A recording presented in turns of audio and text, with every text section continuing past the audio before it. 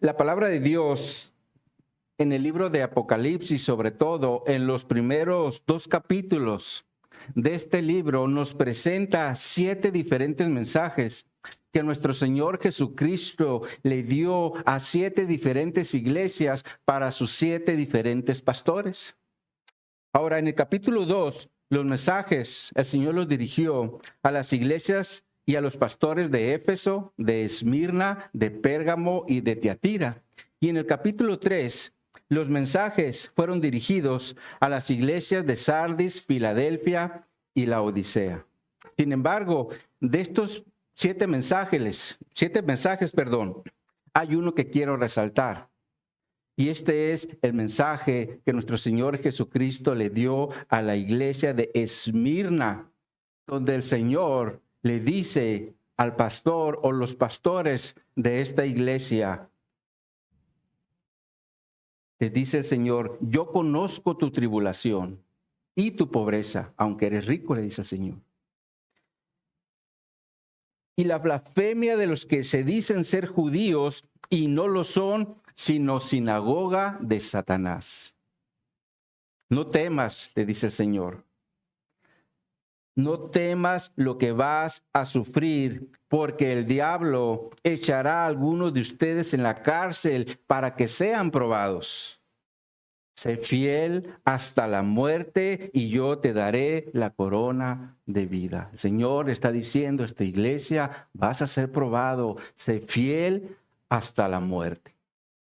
Y ahora, quise resaltar este mensaje a esta iglesia en específico, porque uno de los pastores que estuvo ministrando o pastoreando en esta iglesia de Esmirna fue uno de los discípulos del apóstol Juan, que se llamó Policarpio, quien seguramente como pastor de esta iglesia local siempre tuvo presente este mensaje que Jesús le dio a Juan cuando estaba en la isla de Patmos, donde les dice que serían probados, pero ellos deberían permanecer fieles hasta la muerte.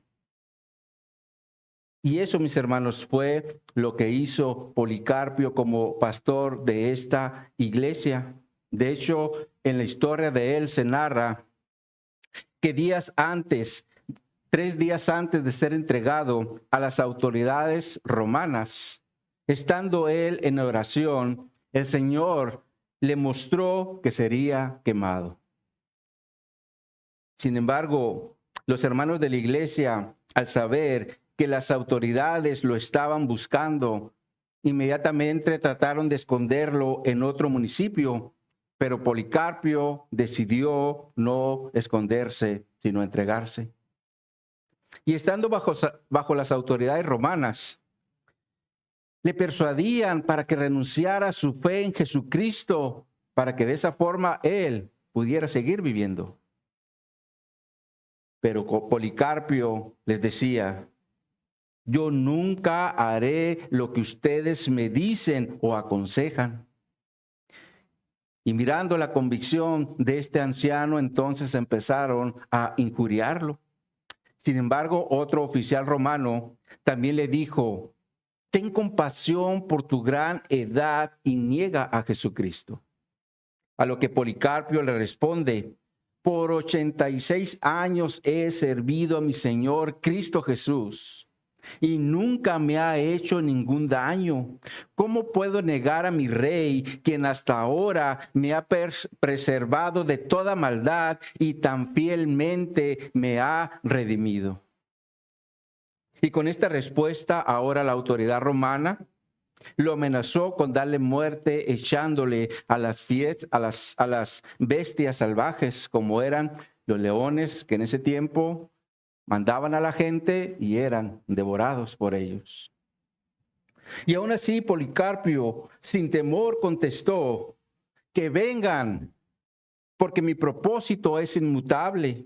No podemos ser convertidos por situaciones de lo bueno o de lo malo o por cualquier aflicción. Mejor ustedes, quienes persisten en sus maldades se conviertan para hacer lo que es justo. Y por lo tanto, la autoridad romana ahora le dice: si te burlas de las bestias, yo tendré que quemarte en el fuego. A lo que Policarpio les contesta: me amenazas con fuego, el cual tal vez arderá por una hora, pero se apagará. Pero ignora el fuego del juicio venidero de Dios, el cual está preparado y preservado para castigo y tormento eterno para los impíos. Y les continúa diciendo: dame las bestias o el fuego que usted quiera, porque nada de esto podrá moverme a renunciar a Cristo mi Señor y Salvador. Con esta respuesta, entonces, preparan a Policarpio para ser quemado en la higuera como un holocausto.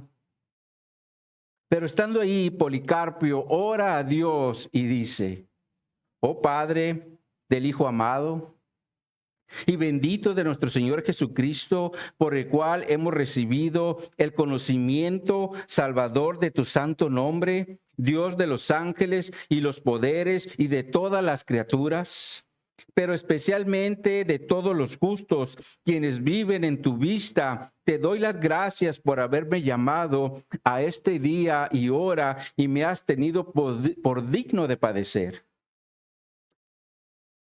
para que yo tenga mi parte y lugar entre el número de los santos mártires y en la copa de los sufrimientos de Cristo. Por tanto, sufro con él y soy partícipe de sus dolores. Te pido, oh Señor, que este día me recibas como una ofrenda de grosura entre el número de tus santos mártires. Aún como también, oh Dios de verdad, no puedes mentir, me has preparado y me hiciste saber lo que me esperaba y que ahora se cumpla. Por lo tanto, te agradezco, te alabo encima de todos los hombres y honro tu nombre santísimo mediante Jesucristo, tu Hijo muy amado, el eterno sumo sacerdote, al cual contigo y al Espíritu Santo sea la gloria, honra para siempre. Amén. Y una vez que Policarpio dijo el amén, la leña fue encendida y Policarpio murió a sus 86 años en el año 155 después de Cristo. Ahora, esta historia, mis hermanos, también nos enseña que Policarpio, como oveja y servidor de nuestro Señor Jesucristo, nunca puso su mirada en lo terrenal, sino en lo eterno. Porque todo lo que es terrenal siempre será temporal, pero lo que es eterno es sin fin. Y de este mismo modo, mis hermanos, nos estará hablando el apóstol Pablo en su última parte del capítulo 4 de la segunda carta a los Corintios que estamos estudiando. Así que les invito a abrir su Biblia en 2 Corintios, en el capítulo 4, para que demos lectura al texto que vamos a utilizar como base para este mensaje. Segunda a los Corintios, capítulo 4. Versículos 14 al 18.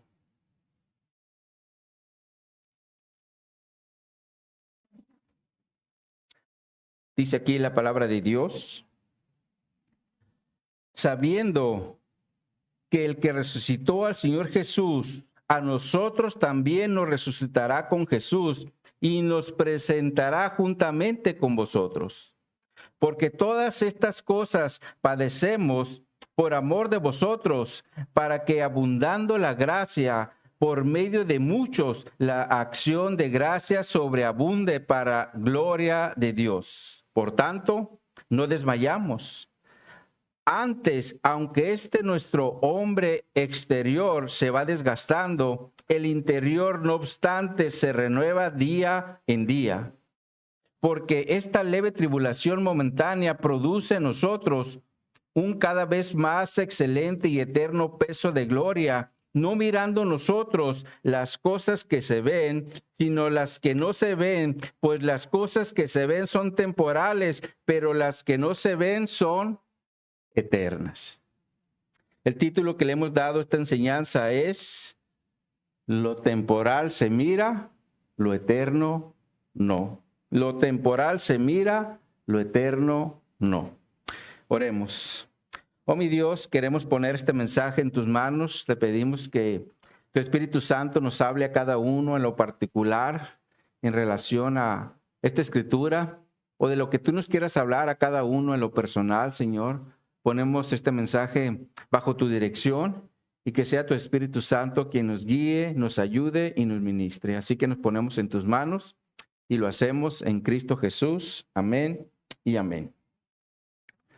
Ahora, lo primero que el apóstol Pablo dice en el versículo 14 es sabiendo, lo cual se refiere a tener una información o conocimiento sobre algo. Y ese algo o ese conocimiento que Pablo tenía era que dentro del plan de redención hay acciones divinas a favor de todo cristiano. Y una de ellas es la que Pablo menciona cuando dice: el que resucitó al Señor Jesús, a nosotros también nos resucitará con Jesús. Aquí la acción divina es la resurrección de los muertos.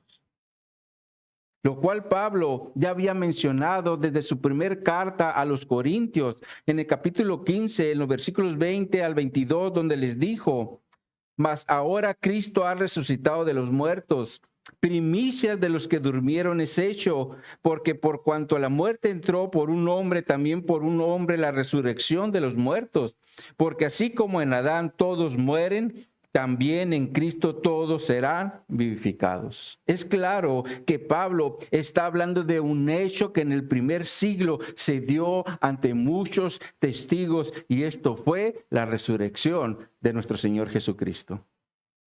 Porque una vez que Jesús resucitó de los muertos, se presentó ante muchos testigos, como se menciona en 1 Corintios 15, versículos 3 al 6, donde nos dice: porque primeramente os he enseñado, dice Pablo, lo que asimismo recibí, que Cristo murió por nuestros pecados conforme a las Escrituras, y que fue sepultado, y que resucitó al tercer día conforme a las Escrituras, y que apareció a Cefas y después a los 12, después apareció a más de 500 hermanos a la vez, de los cuales muchos viven aún y otros ya duermen. Es claro que la resurrección de Jesucristo fue un evento visto por más de 500 personas en el primer siglo. Sin embargo, Pablo aquí presenta la resurrección de Jesucristo como una primicia, lo cual se refiere a un primer fruto de una gran cosecha, la cual se efectuará cuando Cristo regrese por su iglesia. Por ese motivo es que Pablo también dice en el texto base: a nosotros también nos resucitará con Jesús. Sin embargo, esto también será o va a ser porque Jesús es la resurrección, como él mismo lo menciona cuando está hablando con Marta y le dice en Juan 11, versículos 25 y 26, yo soy la resurrección y la vida. El que cree en mí, aunque esté muerto, vivirá. Y todo aquel que vive y cree en mí no morirá eternamente. ¿Crees esto?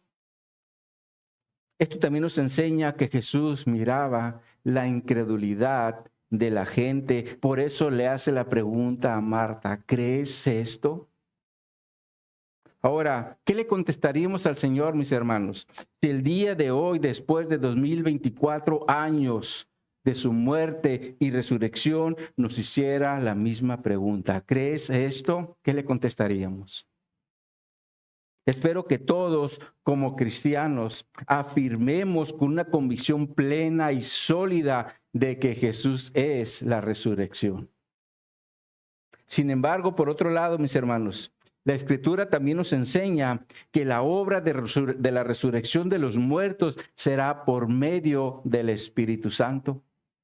porque el Espíritu Santo es el agente divino que hará esta obra como lo hizo con el cuerpo de Jesús. Por eso Pablo en el texto base dice, sabiendo que el que resucitó al Señor Jesús, que es el Espíritu Santo, a nosotros también nos resucitará con Jesús. Ahora, hay otro punto muy importante que también debemos considerar en la obra de resurrección de los muertos, y esto es que para que el Espíritu Santo pueda hacer esta obra de resurrección en una persona, es necesario que el Espíritu Santo esté morando dentro de la persona. Como Pablo lo menciona en Romanos 8:11, donde dice, y si el Espíritu de aquel que levantó de los muertos a Jesús mora en vosotros, el que levantó de los muertos a Cristo Jesús vivificará también vuestros cuerpos mortales por su Espíritu que mora en vosotros. Entonces es claro que es indispensable que el Espíritu Santo esté morando dentro de una persona para que esta obra de resurrección con Jesús se lleve a cabo. Ahora, por otro lado, posiblemente alguien pregunte, ¿cómo puedo saber si el Espíritu Santo está morando en mí? Y en relación a esta posible pregunta, Pablo nos da la respuesta en Romanos capítulo 8, verso 9, donde dice, mas vosotros no vivís según la carne, sino según el Espíritu. Si es que el Espíritu de Dios mora en vosotros, y si alguno no tiene el Espíritu de Cristo, no es de él. Ahora, Pablo aquí le da prácticamente dos nombres al Espíritu Santo. Uno es Espíritu de Dios y el otro es Espíritu de Cristo. Y esto es, mis hermanos, porque el Espíritu Santo también es Dios operando en unidad con el Padre y con el Hijo. Sin embargo, también dice que si el Espíritu de Dios mora en ellos, no vivirán según la carne, sino según el Espíritu. Lo cual quiere decir que la única forma de determinar si una persona tiene o no el Espíritu Santo va a ser de acuerdo a su forma de vivir. Porque los que viven según la carne no vivirán según el Espíritu, y los que viven según el Espíritu no vivirán según la carne. Ahora, si queremos saber lo que es vivir según la carne, el libro de Gálatas nos da una gran lista de lo que es vivir en la carne, solo que el libro de Gálatas le llama obras de la carne, las cuales son adulterio, es decir, relaciones sexuales con alguien que no es nuestro cónyuge, como por ejemplo un compañero de trabajo, un amigo o algún conocido. La fornicación, la cual también está relacionada con actos sexuales, pero en este caso es en relación a la prostitución, porque hay un pago de por medio. La inmundicia, la cual está relacionada con la inmoralidad dentro de una sociedad. La lascivia, también relacionada con el placer sensual desenfrenado. La idolatría, la cual está relacionada con adoración a una deidad, pero una deidad fuera del Dios verdadero que está en la Escritura. Aquí entran las imágenes, las estatuas o fotos de algún ídolo. Las hechicerías, lo cual está relacionado con la brujería a través de diferentes mezclas de sustancias. Las enemistades, esto está relacionado con la hostilidad hacia el prójimo donde hay una mala voluntad. Los pleitos, los cuales están relacionados con las discusiones acaloradas donde la gente se pone violenta. Los celos, los cuales están relacionados con un deseo codicioso por algo que le pertenece a otra persona. La ira, la cual está relacionada con un sentimiento de furia. Las contiendas, las cuales están relacionadas con una ambición egoísta sin inhibiciones morales. Las disensiones, las cuales están relacionadas con la discordia que traen división entre las personas. Las herejías, las cuales están relacionadas con las falsas enseñanzas, como lo es el Evangelio de la Prosperidad o el mesianismo, por solo mencionar algunos. Las envidias, las cuales están relacionadas con el rencor y resentimiento hacia el éxito de otra persona. Los homicidios, los cuales están relacionados con la muerte ilegal de un ser humano. Las borracheras, las cuales están relacionadas con el consumo excesivo de alcohol. Y las orgías, las cuales están relacionadas con fiestas donde hay libertinaje, con mucho alcohol y comida. Es claro que esta es una gran lista de las manifestaciones de la carne. Y como el Espíritu Santo no es el que opera en estas obras, el texto termina diciendo: los que practican tales cosas no heredarán el reino de Dios, es decir, no resucitarán con Jesús. Por ese motivo, un verdadero cristiano que tiene el Espíritu Santo no estará practicando este tipo de obras en la carne porque son contrarias al Espíritu. De hecho, por eso también la Escritura dice en 1 de Juan capítulo 3, en los versos 7 y 9, dice: hijitos, nadie os engañe. El que hace justicia es justo como Él es justo. El que practica el pecado es del diablo, porque el diablo peca desde el principio. Para esto apareció el Hijo de Dios, para deshacer las obras del diablo. Todo aquel que es nacido de Dios no practica el pecado, porque la simiente de Dios permanece en él y no puede pecar porque es nacido de Dios. Lo cual quiere decir, mis hermanos, que cuando una persona nace de nuevo, dejará de practicar el pecado. Y esto es porque ahora tiene la simiente de Dios y no la del diablo para seguir practicando las manifestaciones de la carne que se mencionan en Gálatas, como ya las comenté. Gálatas 5, 19 al 22. Entonces, mis hermanos, si una persona dice que es cristiano y sigue practicando el pecado, no lo digo yo, lo dice la Escritura, es del diablo. Y por lo tanto, el Espíritu Santo no está morando en él para dirigirlo. Entonces es claro que la forma de vivir de una persona es la que realmente dará evidencia si tiene o no el Espíritu Santo.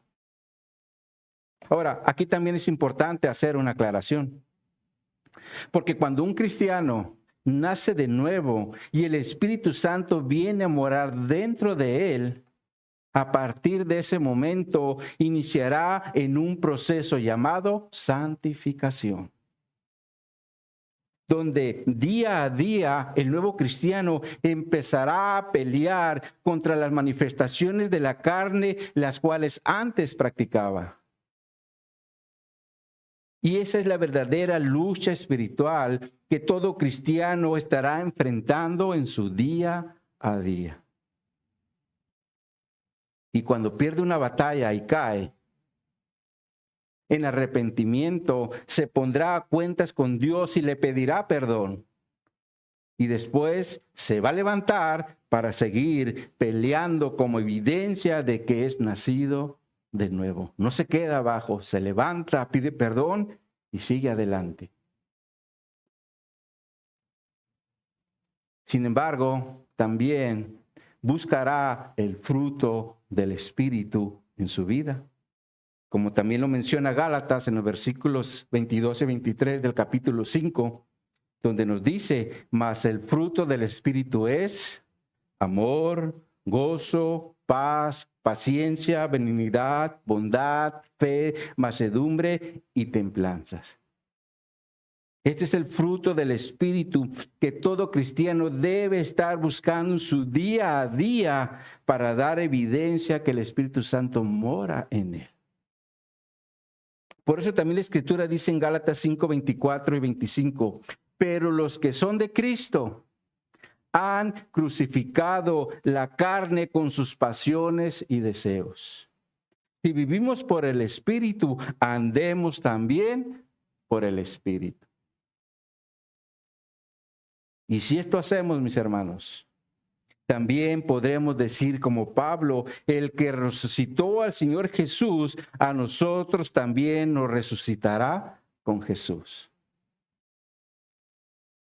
Pero no solo eso, sino también lo que Pablo menciona al final del versículo 14 del texto base, cuando dice, y nos presentará juntamente con vosotros. Pablo aquí introduce otra acción divina que todos como cristianos un día vamos a experimentar en Cristo. Porque no solo vamos a resucitar de los muertos, sino también seremos presentados delante de Cristo como una iglesia sin mancha. Como Pablo también le dice a los Efesios, en Efesios capítulo 5, versos 26 al 27, donde dice, maridos, amad a vuestras mujeres, así como Cristo amó a la iglesia y se entregó a sí mismo por ella, para santificarla, habiéndola purificado en el lavamiento del agua por la palabra, a fin de presentársela a sí mismo, una iglesia gloriosa, que no tuviese mancha ni arruga ni cosa semejante, sino que fuese santa y sin mancha. Les aseguro, mis hermanos, que si Jesús en este momento viniera por su iglesia, ningún cristiano pudiera afirmar que se encuentra en un estado sin mancha. Y esto es porque todo cristiano está y sigue bajo un proceso de santificación. Día a día estamos buscando la santificación. Pero muchas veces también caemos en pecado. No nos encontramos en un estado sin mancha y sin arruga, como dice la Escritura.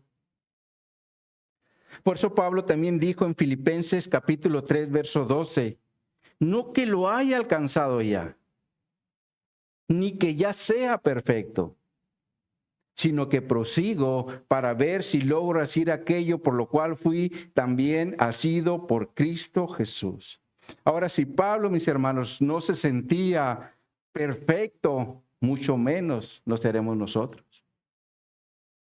Sin embargo, cuando Cristo, mis hermanos, venga por su iglesia, Dios hará esta obra divina en cada cristiano para que seamos transformados y de esa forma ahora sí vamos a poder estar en la presencia de Cristo en un estado de santidad y sin mancha. Por eso Pablo también le dice a los colosenses en Colosenses 1, versículos 21 y 22. Y a vosotros también, que eras en otro tiempo extraños y enemigos en vuestra mente, haciendo malas obras, ahora nos ha reconciliado en su cuerpo de carne por medio de la muerte, para presentarnos santos y sin mancha e irreprensibles delante de él. Ahora, en este mismo sentido, Judas, al terminar su carta, dice en Judas 1:24, y aquel que es poderoso para guardarnos sin caída y presentarnos sin mancha delante de su gloria con gran alegría. Es claro que Dios va a hacer esta obra divina en cada cristiano para que estemos delante de Jesús como una novia sin mancha y sin pecado. ¿Cuánto le dan gracias a Dios a eso? Porque es una obra que el Señor va a hacer. Ahora, Pablo nos está presentando estas obras divinas, la resurrección de los muertos y el hecho que vamos a ser presentados delante de Jesús sin mancha y sin arruga. Pablo lo presenta en el contexto de los padecimientos que él estaba experimentando lo cual lo hacía por amor de la iglesia. Como dice en la primera parte del versículo 15 del texto base, dice, porque todas estas cosas padecemos por amor a vosotros. Es claro que Pablo tenía un amor genuino hacia la iglesia de Cristo porque todo lo soportaba por amor. Como también le dice a su discípulo Timoteo, en 2 Timoteo capítulo 2, verso 10, por tanto, todo lo soporto por amor de los escogidos, para que ellos también obtengan la salvación que es en Cristo Jesús con gloria eterna. Esto también nos enseña que Pablo tenía bien en claro que la salvación de aquellos que Dios había escogido conllevaría situaciones difíciles que tendría que soportar por amor a ellos. Porque la realidad, mis hermanos, es que si no hay amor, difícilmente una persona estará dispuesta a sufrir o incluso dar su vida por otra persona. Y el mejor ejemplo que Pablo tenía de este amor es el sacrificio que hizo nuestro Señor Jesucristo, quien por amor fue a la cruz como un sacrificio vivo para que nosotros los pecadores pudiéramos tener acceso a la salvación y también para ser parte de la iglesia local, parte de la iglesia de Cristo, la cual Él compró por su preciosa sangre. Él compró por su preciosa sangre que derramó en la cruz. Y de ahí surgió su iglesia, que ahora somos muchas iglesias locales. Por eso Pablo le dice a su discípulo Timoteo, todo lo soporto por amor a los escogidos. Aunque también Pablo lo hacía con gozo, como le dice a los colosenses en Colosenses 1, 24 y 25, donde dice, ahora me gozo en lo que padezco por vosotros y cumplo en mi carne lo que falta de las aflicciones de Cristo por su cuerpo, que es la iglesia, de la cual fui hecho ministro según la administración de Dios que me fue dada para con vosotros, para que anuncie cumplidamente la palabra de Dios. Es claro que Pablo soportaba las aflicciones con amor y con gozo, pero lo hacía sin dejar de compartir la palabra de Dios. Porque el único medio que hay para que los pecadores puedan entender cuál es su condición de pecado, la única forma que hay es que ellos puedan recibir o les compartamos la palabra de Dios. Porque ahí es donde el Señor nos muestra claramente cuál es nuestra condición de pecado ante Él. Como por ejemplo, hablando de la idolatría, la cual, por cierto, no solamente consiste en adoración a un ídolo o a una imagen. Veamos esto en la Biblia. Vayan allá a Colosenses capítulo 3, ahí adelantito. Colosenses capítulo 3. Y vamos a leer los versículos 5 y 6.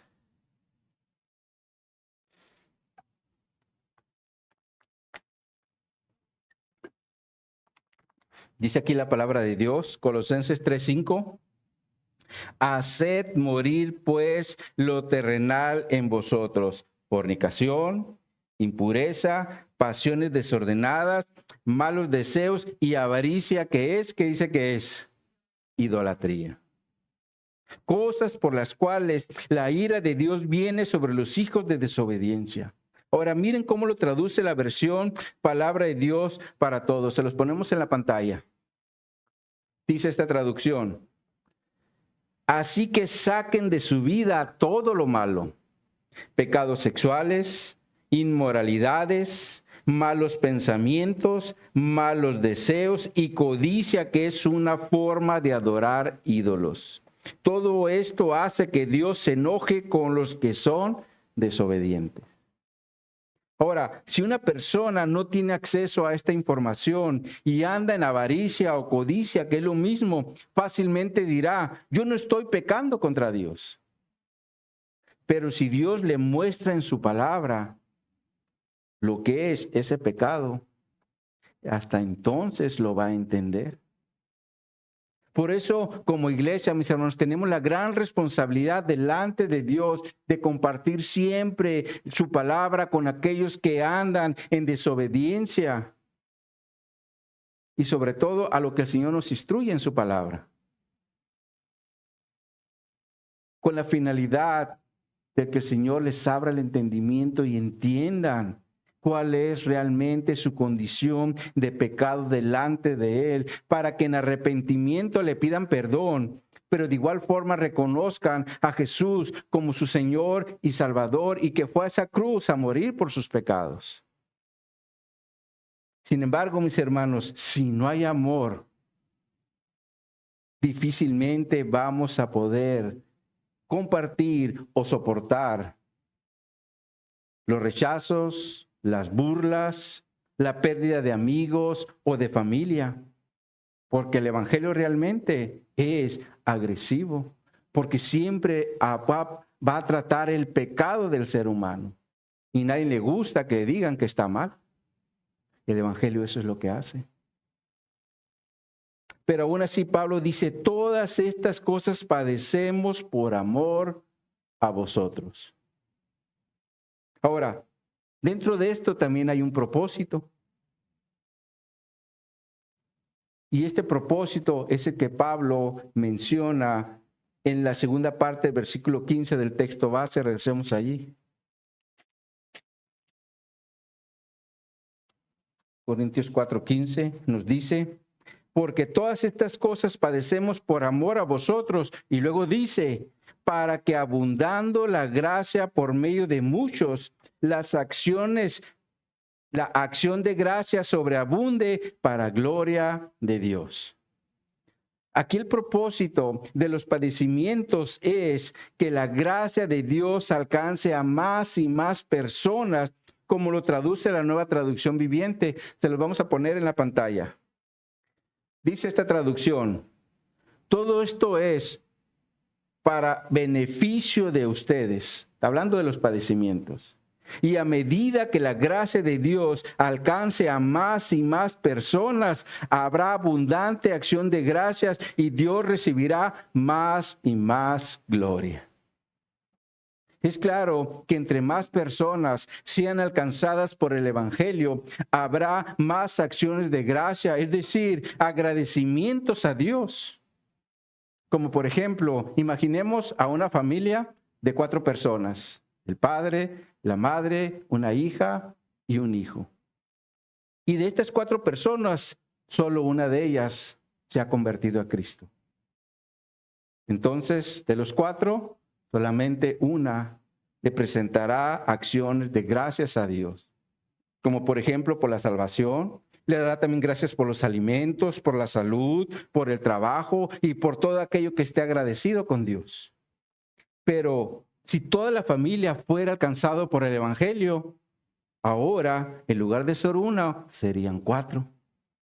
Y si lo aplicamos a una colonia, a una ciudad y a un país, serían muchísimas más las acciones de gracias que le ofrecerían a Dios. Pero de igual forma, Dios recibirá más y más gloria, como dice al final de esta traducción que tenemos en la pantalla. Este es el propósito por el cual Pablo todo lo soportaba. Y también debería de ser nuestro propósito como iglesia. Porque a final de cuentas todo es para la gloria de Dios, quien por amor también entregó a su Hijo amado.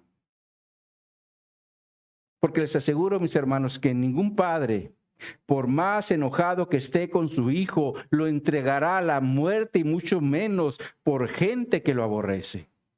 Pero Dios, por su amor, entregó a su Hijo.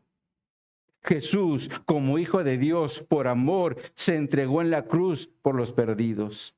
Y Pablo, como apóstol de Jesucristo, por amor, padeció todas las aflicciones que le vinieron. Y nosotros, por amor, ¿qué estamos haciendo? ¿Estamos compartiendo el evangelio? ¿Estamos sufriendo por el evangelio? ¿O qué estamos haciendo por amor al evangelio? Tengamos cuidado, mis hermanos, de no ser solamente una iglesia de oidores olvidadizos. Porque Dios quiere una iglesia que sea hacedores de su palabra. ¿Cuántos dicen amén? Ahora, una vez que Pablo nos presenta este propósito por el cual padecía, termina el capítulo 4 haciendo un contraste entre lo temporal y lo eterno en los últimos 3 versículos. Pero veamos primeramente el versículo 16, donde Pablo llega a una conclusión en la primera parte del versículo, donde dice, por tanto, no desmayamos. La conclusión a la que Pablo llega es no desmayar, es decir, no desanimarse al estar pasando por diferentes padecimientos en su ministerio o servicio como esclavo de Jesucristo. Porque a final de cuentas es Dios quien está atrás de la obra redentora, porque como ya vimos en Cristo, todos seremos resucitados y también seremos presentados delante de Cristo como una iglesia sin mancha. Y si tenemos esto presente, mis hermanos, nosotros también como Pablo deberíamos decir, no nos vamos a desanimar. No vamos a desfallecer ante los sufrimientos que estemos experimentando como cristianos. Sobre todo si somos rechazados por compartir el glorioso evangelio de nuestro Señor Jesucristo, porque es el único camino a la victoria. Como Pablo también lo menciona, o se lo mencionó a los corintios en su primer carta, en 1 Corintios 15, versículos 57 y 58, donde les dice, mas gracias sean dadas a Dios que nos da la victoria por medio de nuestro Señor Jesucristo. Así que, hermanos míos, amados, estad firmes y constantes, creciendo en la obra del Señor siempre, sabiendo que vuestro trabajo en el Señor no es en vano. Así que, mis hermanos, no desmayemos y sigamos adelante llevando el mensaje de las buenas nuevas a los perdidos, para que también digamos como el salmista en Salmos 29, versos 13 y 14, donde dice, hubiera yo desmayado si no creyese que veré la bondad de Jehová en tierra de los vivientes. Aguarda Jehová, esfuérzate y aliéntese tu corazón, espera a Jehová. Es claro que nuestra confianza y esperanza debe estar en Dios, porque Él está atrás de toda esta obra redentora, donde también tendremos las fuerzas necesarias para seguir adelante. Por eso Isaías también dijo en Isaías capítulo 40, en los versículos 29 y 31, dice, Él da esfuerzo al cansado y multiplicará las fuerzas al que no tiene ningunas. Los muchachos se fatigan y se cansan, los jóvenes flaquean y caen, pero los que esperan en Jehová tendrán nuevas fuerzas, levantarán alas como las águilas, correrán y no se cansarán, caminarán y no se fatigarán. Así que, mis hermanos, no desmayemos, sigamos adelante fortaleciéndonos siempre en el Señor. Amén, mis hermanos. Ahora, Pablo, después de llegar a esta conclusión, también nos habla de una realidad, la cual todos, absolutamente todos vamos a experimentar en esta tierra. Y esto es que nuestro nombre exterior se va desgastando, como Pablo continúa diciendo en el versículo 16 de nuestro texto base, cuando dice, antes, aunque nuestro hombre exterior se va desgastando. Esta es una realidad que no podemos negar, porque nuestro cuerpo, conforme pasan los días y los años, se desgasta. Porque por naturaleza empezamos a perder movimientos motores y de repente se nos empiezan a caer las cosas de las manos. Nuestra visión también es afectada y llega un momento en que ya difícilmente podemos manejar en las calles, o incluso un momento que ya no podemos ni leer. Se nos empieza a caer el cabello, aunque obviamente no a todos. Nos salen las arrugas, pero también llegan las diferentes enfermedades. Estas son realidades que no podemos negar en nuestro hombre exterior porque tiene un desgaste natural.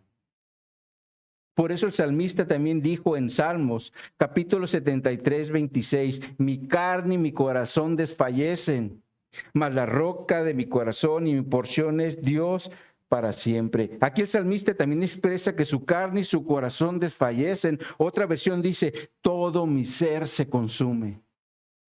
Y esto es porque las dificultades que estaban experimentando o que estaba experimentando el salmista eran fuertes, pero aún así él dice, mas la roca de mi corazón y mi porción es Dios para siempre. Lo cual significa que su confianza estaba en Dios y no en lo que estaba experimentando en su diario vivir. Por lo tanto, el salmista como Pablo están hablando de lo mismo, porque los sufrimientos en esta vida son una realidad que nos desgasta y también afecta a nuestro cuerpo. Sin embargo, en contraste a esto, Pablo dice en la segunda parte del versículo 16 de nuestro texto base, el interior se renueva de día en día. Esto quiere decir que nuestro ser interior se va mejorando o restableciendo en el día a día. Y esto es porque es ahí donde el Espíritu Santo está operando para que seamos renovados. Por eso el salmista también dijo en Salmo 51:10, crea en mí, oh Dios, un corazón limpio y renueva espíritu recto dentro de mí. Esta es una obra que solo el Espíritu Santo puede hacer en la vida de una persona, porque nadie por voluntad propia buscará hacer este cambio de rectitud en su vida o en su espíritu. Y más si su principal fuente de ingresos está rodeado de corrupción. Va a querer seguir ahí para que siga llegando dinero.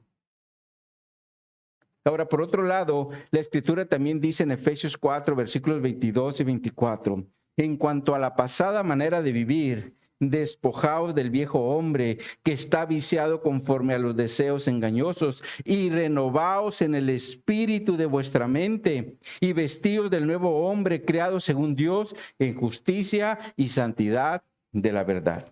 La realidad, mis hermanos, es que si el Espíritu Santo no está operando en el ser interior de una persona, no podrá renovarse en el día a día y mucho menos vestirse del nuevo hombre creado según Dios en justicia y santidad de la verdad, como le dice Pablo a los Efesios. Pero de igual forma, entender que las tribulaciones que pasan en esta vida son temporales. Como Pablo continúa diciendo en el versículo 17 del texto base, donde nos dice, porque esta leve tribulación momentánea produce en nosotros una cada vez más excelente y eterno peso de gloria. Ahora, si observan, Pablo aquí también está hablando de tribulación, solo que Pablo ahora describe la tribulación como algo leve y momentáneo. Y esto es porque Pablo está comparando los sufrimientos de esta vida con lo eterno. Es como si agarramos una cinta de medir de 50 metros y dentro de los 50 metros hacemos una marca de 1 milímetro de sufrimientos. La realidad es que ni se va a ver. En ese milímetro de sufrimientos en los 50 ni se van a ver. Y así es como Pablo está mirando los sufrimientos de esta vida, porque comparado con la eternidad, no son nada. Sin embargo, ¿cómo vemos nosotros los sufrimientos en esta tierra? ¿Lo vemos como Pablo? La verdad que no, lo vemos todo lo contrario. Porque ponemos más énfasis en lo terrenal que en lo eterno. Ahora Pablo continúa diciendo que las tribulaciones producen algo, y esto es más excelente peso de gloria. Ahora, miren cómo lo traduce la versión Nueva Traducción Viviente. Se los vamos a poner en la pantalla. Dice esta traducción: pues nuestras dificultades actuales Son pequeñas y no durarán mucho tiempo. Sin embargo, nos producen una gloria que durará para siempre y que es mucho más peso que las dificultades. Ahora, la gloria a la que Pablo se refiere aquí, o cuando habla de gloria, se refiere a un estado de alto honor, el cual, como dice la Nueva Traducción Viviente, durará para siempre porque lo tendremos por toda la eternidad. Ahora Jesús lo describió de la siguiente forma en Mateo capítulo 5, en los versos 11 y 12, cuando está hablando de las aventuranzas, y dice: bienaventurados sois cuando por mi causa os vituperen y os persigan y digan toda clase de mal contra vosotros mintiendo. Gozaos y alegraos, porque vuestro galardón es grande en los cielos, porque así persiguieron a los profetas que fueron antes de vosotros. Lo cual quiere decir que las tribulaciones que padezcamos por causa de Cristo traerán galardón en los cielos. Sin embargo, el versículo 18, el texto base, es clave para esto. Dice aquí la Escritura, 2 Corintios 4, 18, no mirando nosotros las cosas que se ven, sino las que no se ven, porque las cosas que se ven son temporales, pero las que no se ven son eternas. Ahora, cuando hablamos de las cosas que se ven, por lo regular, lo relacionamos con las cosas que experimentamos en esta tierra, como por ejemplo sufrimientos, dolores, enfermedades o persecución, como pasa en algunos lugares. Sin embargo, mis hermanos, todo esto es temporal, porque la vida de una persona es como una neblina que aparece por un poco de tiempo y luego se desvanece, como dice Santiago en Santiago 4:14. Sin embargo, lo que no se ve o lo que no está al alcance de nuestros ojos es eterno, lo cual recibimos por fe. Como Pablo también dice en 2 Corintios 5:17, porque por fe andamos y no por vista. Entonces es claro que lo que no vemos es lo que recibiremos por fe cuando dejemos este mundo. Porque recibiremos resurrección de los muertos y una vida sin pecado y sin mancha en la presencia de Cristo. La pregunta es, ¿dónde está puesta nuestra mirada en estos momentos? ¿Dónde está puesta nuestra mirada en estos momentos? ¿En lo que se ve, es decir, en lo terrenal, lo cual pasa y se desvanece, como también lo son las cuentas en el banco, las propiedades, los bienes muebles como carros, joyas o teléfonos móviles de última generación, los cuales al morir ya no nos servirán de nada? Recuerdo una ilustración que miré en una ocasión donde se mostraba una persona que había muerto y cuando iba a la presencia del Señor lo intercepta un ángel y le dice: quítate todo lo que traes y aviéntalo ahí. Y luego la ilustración presenta lo que estaba allí y estaban carros, joyas y todos los tipos de bienes. Lo cual al final de cuentas le dice: es que nada de eso te va a servir cuando estés en la presencia del Señor. Todo se queda ahí. Quítate todo lo que trae. Y eso es porque delante de Dios estaremos totalmente desnudos. Así que, mis hermanos, es mejor no tener puesta la mirada en las cosas que se ven, sino en las que no se ven. Porque las que se ven son temporales y las que no se ven son eternas. Y estas las recibiremos con Cristo. Y mi deseo como pastor es que todos tengamos puesta nuestra mirada en lo eterno y no en lo terrenal. Porque lo terrenal, a final de cuentas, es temporal. Pero lo que está por venir será mejor porque es eterno y aunque nuestros ojos en estos momentos no lo puedan ver. Ahora, esto independientemente de lo que hoy padezcamos por Cristo, sea un rechazo, sea aborrecimiento o incluso la muerte, porque sabemos que Cristo un día, o con Cristo un día seremos resucitados para luego ser presentados como esa iglesia pura, limpia y sin mancha, como lo vimos el día de hoy. Así que mis hermanos, sigamos predicando el evangelio para que más personas sean alcanzadas y Dios siga recibiendo más y más gloria. Amén, mis hermanos. Vamos a orar. Oh, mi Dios, te pido que nos ayudes a ser una iglesia con la mirada siempre en lo eterno. No permita, Señor, que nos desviemos poniendo nuestra mirada en lo temporal, porque lo temporal se desvanece, como lo son las riquezas, las posesiones y cualquier bien. Mejor danos, Señor, una convicción de buscar en todo momento lo eterno por medio de las riquezas de tu evangelio. Esto independientemente de las situaciones difíciles que podamos experimentar al estar compartiendo tu evangelio. Oh, mi Dios, yo te doy gracias por tu palabra y por tus promesas que nos has dejado.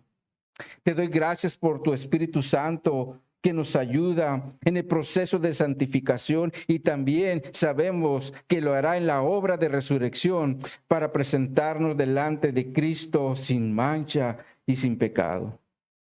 Te doy gracias, Señor, por tu Hijo, nuestro Señor Jesucristo, quien se entregó en la cruz por nuestros pecados. Y te doy gracias, Padre, por tu gran amor al permitirnos ser parte de la iglesia de Jesucristo.